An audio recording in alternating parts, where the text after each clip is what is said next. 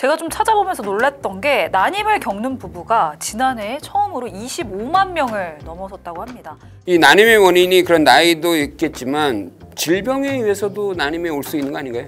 전통적으로 생각하는 게 좀 여자 쪽에 문제가 많다라고 보는데 이제 뭐 현재 연구 결과로는 남성 요인의 난임도 한 3분의 1 정도, 여성 요인의 난임도 한 3분의 1 정도로. 또 하나 3분의 1은 뭐예요?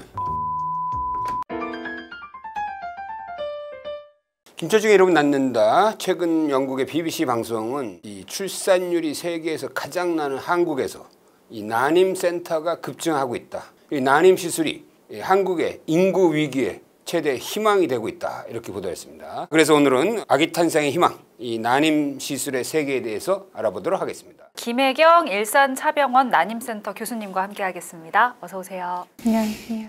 그 난임 시술을 통해서 태어난 아기가 엄청나게 많은 게 통계적으로 보면은 현재 서울에서 태어난 아기의 6명 중에 1명이 뭐 인공수정이건 시험관이건 난임 시술한 거예요. 와, 비율이 어마어마하네요. 그럼 먼저 그러면 난임은 정의가 뭐예요?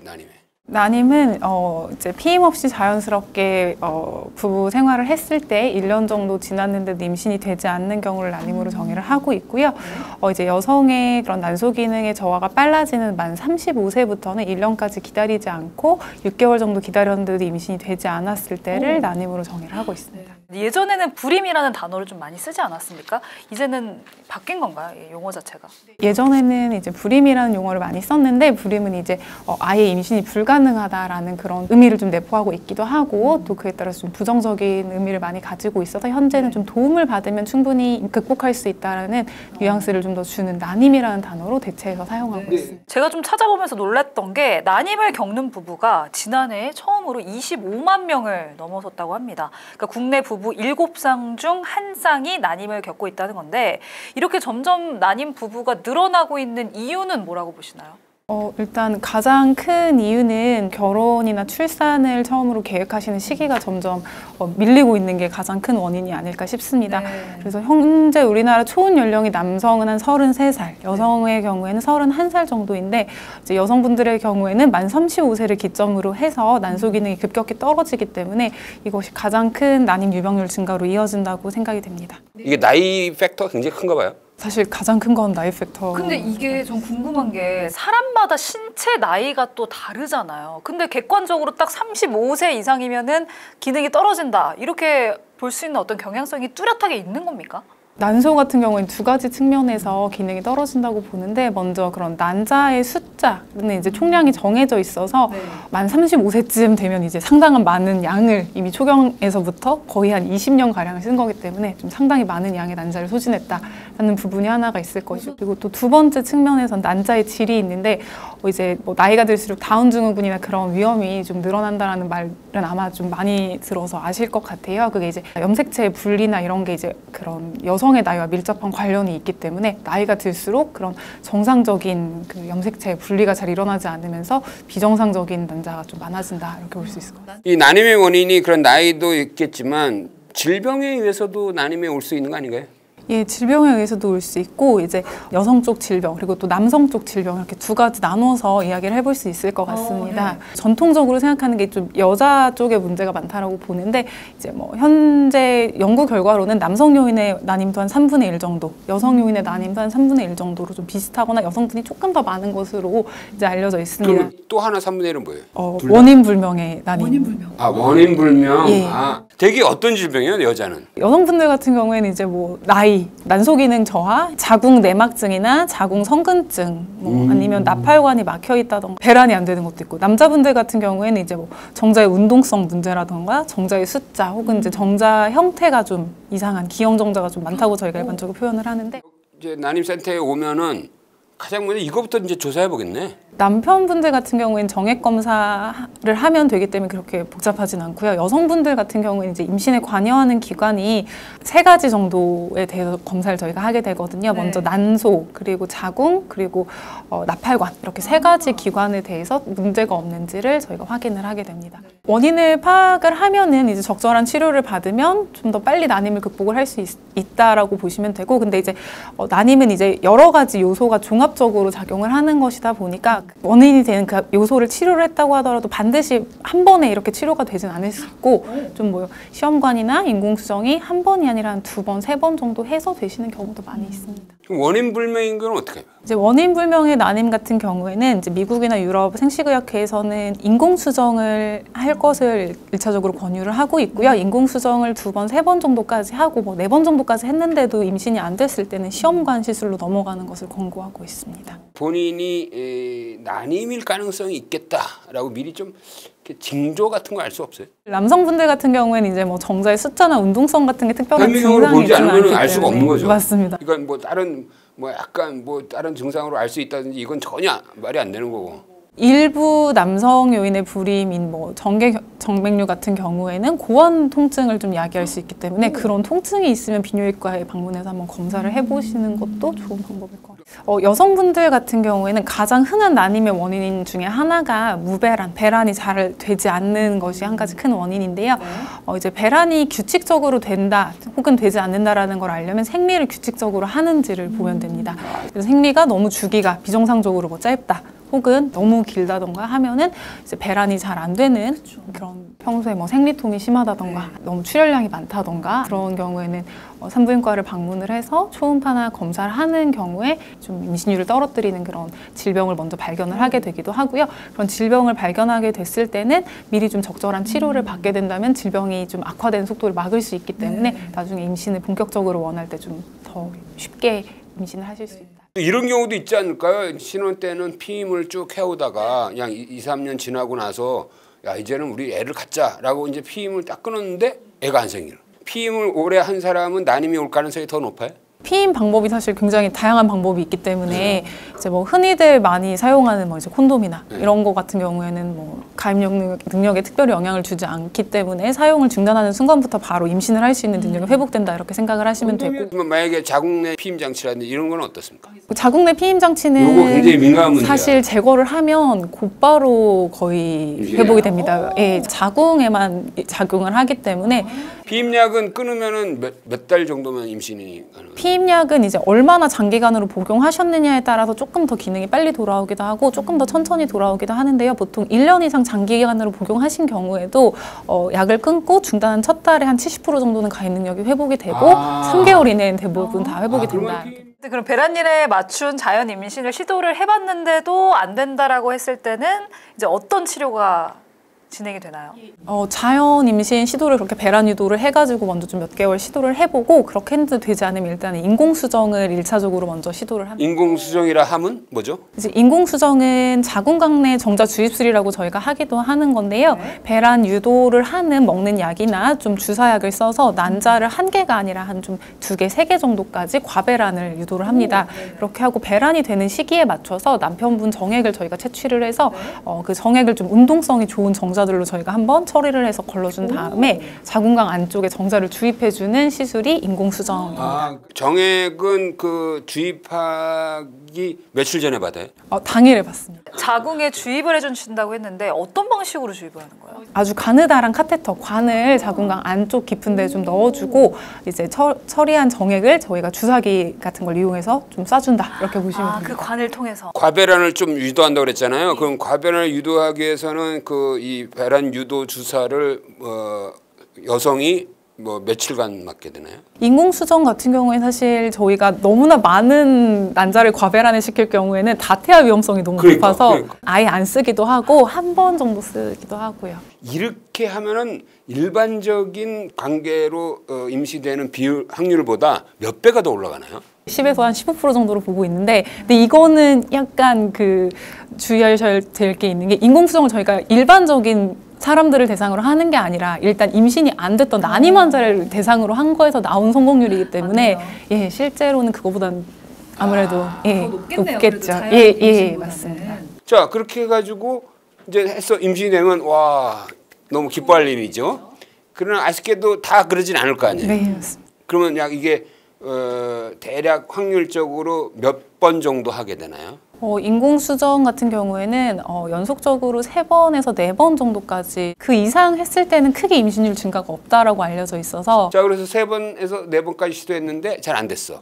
그 다음에 또 다음 단계는 시험관 아기? 시험관. 이 시험관 아기라 하면 어떻게 하는 거죠? 이제 시험관 아기는 인공수정과 가장 다른 점은 체외에서 난자랑 정자를 수정시킨다는 점이라고 할 수 있을 것 같습니다. 그래서 아까 말씀드린 인공수정은 저희가 2개, 3개 정도까지만 난자를 키우는 이유가 그 이상 난자가 배란됐을 경우에 이제 뭐 셋쌍둥이, 넷쌍둥이 이렇게 좀 너무나 심한 다태아가 생길 위험이 있어서 그런 것인데 시험관 같은 경우에는 저희가 난자를 채취하는 과정이 있고 시험관 접시에서 이제 정자랑 수정을 시키고 나중에 자궁에 다시 넣어주는 거기 때문에 그때 이제 개수를 1개 혹은 2개 이런 식으로 인위적으로 좀 저희가 개수를 좀 조절을 할 수 있습니다. 일단은 활동성이 제일 좋은 거를 시험관에서 난자한테 찔러 넣는 거죠. 맞습니다. 그러면 이제 탁 이제 수정이 되는 거죠. 예, 맞습니다. 그거를 모두 다 동결을 시켜 놓나요? 뭐 채취하고 5, 6일 뒤에 바로 이식을 하는 신선 이식이라는 것도 있고요. 경우에 따라서는 저희가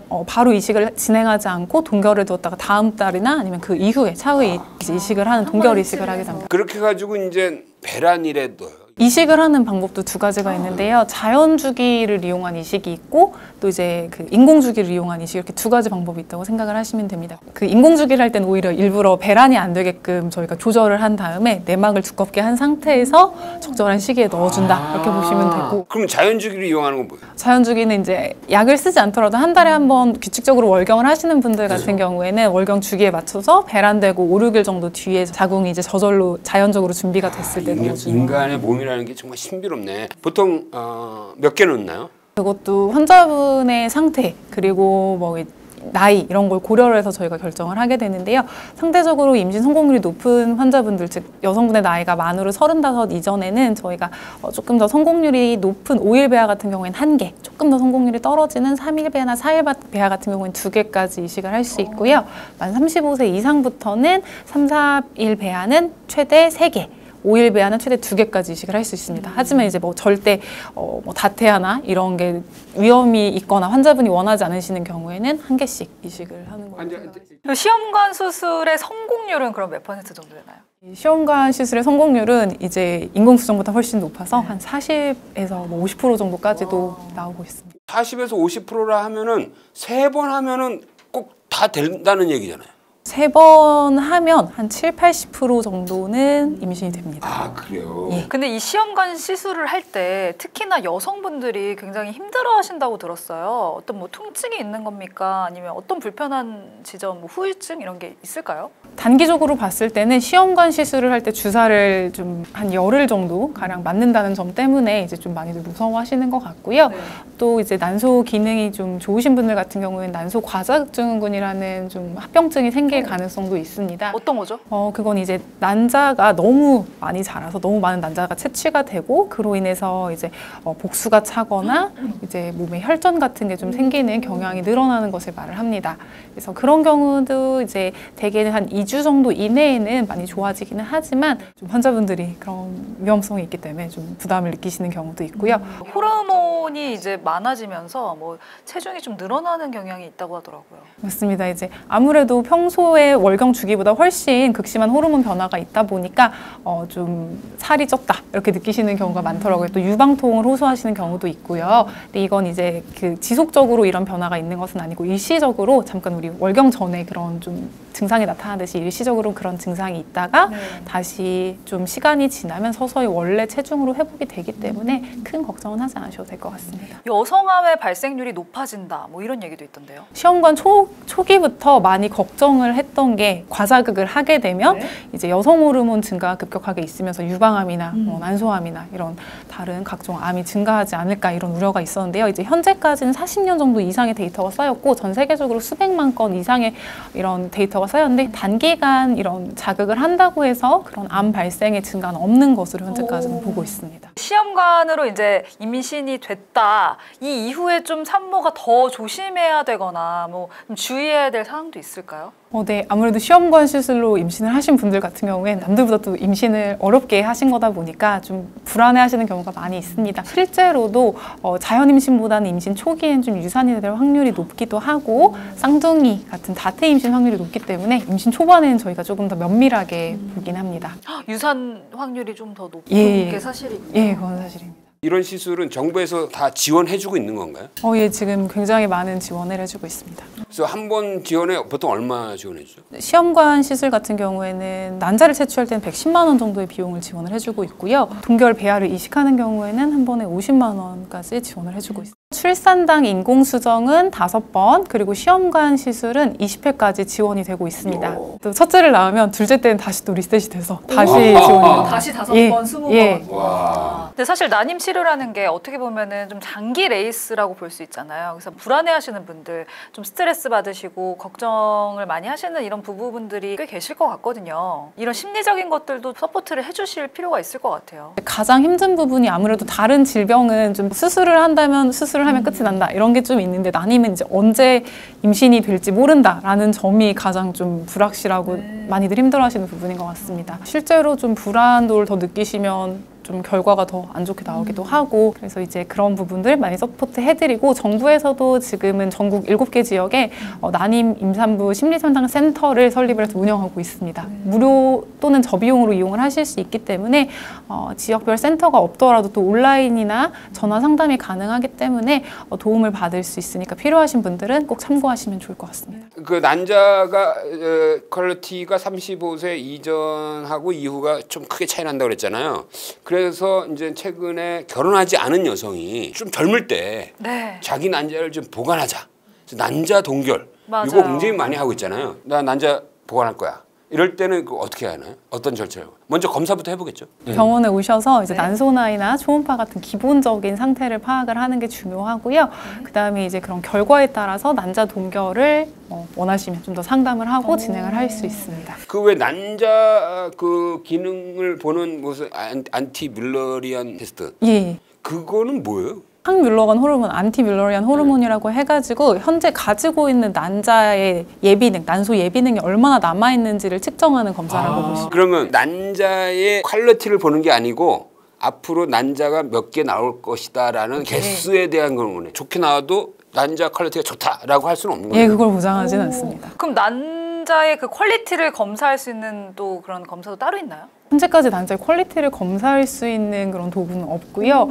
확인을 하는 방법은 이제 1차적으로는 뭐 시험관을 해가지고 저희가 채취를 하게 되면 현미경으로 이제 난자를 보면서 어떤지. 근데 그 채취하는 과정이 조금 아프다고 제가 들었거든요. 어떻습니까? 맞습니다. 이제 채취는 아무래도 좀 저희가 바늘로 질벽을 통해서 난소로 접근을 하다 보니까 좀 침습적인 그런 시술이죠. 그래서 좀 통증이 있어요. 그래서 요즘에는 시술을 할 때 좀 국소 마취 혹은 수면 마취까지 해서 이제 통증은 최대한 느끼시지 않게끔 저희가 그래서 보통 몇 개 나와요? 너무 다르고 이제 이상적인 난자 채취 개수는 10개에서 한 15개 정도 사이라고 보통 보고 있습니다. 근데 그 주사를 맞을 때의 어떤 부작용은 없을까요? 난소 과자 증후군 같은 게 생길 수 있고요. 그건 이제 모든 분한테 생기는 건 아니고 최근에는 약이 많이 좋아져서 유병률이 많이 낮아졌습니다. 시험관 하시는 분들이 한 5% 정도에서만 생기는 거라서 큰 걱정은 하지 않으셔도 될 것 같습니다. 그래도 가장 좋은 건 아무래도 자연 임신으로 임신을 하는 것이 좋지 않을까 싶은데 난임 해결에 좀 도움이 되는 생활 속 건강 수칙 같은 게 있다면 알려주시면 도움이 될 것 같아요. 우선 적정 체중 유지가 있습니다. 너무 마르거나 너무 과체중인 경우에는 배란이 잘 안 될 수 있어서 그렇고요. 또 스트레스가 심하면 호르몬 변화에 의해서 배란에 또 영향을 줄 수 있어서 이걸 좀 관리하는 것도 중요할 것 같습니다. 또 지나친 카페인 섭취나 이제 흡연, 음주 모두 자제해야 되고요. 커피는 하루에 1~2잔 정도 이내로, 음주는 최소화하시고 금연은 꼭 권장드립니다. 자, 지금 이 순간에도 소중한 생명을 기다리는 분들이 많을 텐데요. 아기를 갖고자 했는데 1년이 지나면은 이제 난임 단계로 넘어가고 그럼 난임 시술을 한번 해봐야겠다 이런 분들이 꽤 많이 있을 것 같아요. 네. 이런 분들한테 당부하고 싶은 말 한마디 해주시죠. 난임 치료는 언제 임신이 될지 모른다는 불확실성과 주변의 시선이나 압력 때문에 환자분들이 스트레스를 정말 많이 받고 계십니다. 그래서 치료를 결심하고 또 묵묵히 이 과정을 견뎌내시는 것만으로도 이미 충분히 잘하고 계신 거라고 꼭 말씀을 드리고 싶고요. 결과도 중요하지만 그 과정에서 자신을 지키는 일도 똑같이 소중합니다. 혼자가 아니라는 걸 잊지 않으셨으면 좋겠습니다. 네, 영상 보시면서 궁금한 점 있으셨다면 댓글로 남겨주시고요. 좋아요와 구독, 알림 버튼도 꼭 눌러주시길 부탁드리겠습니다. 오늘 함께해 주신 김혜경 교수님 고맙습니다. 네, 감사합니다.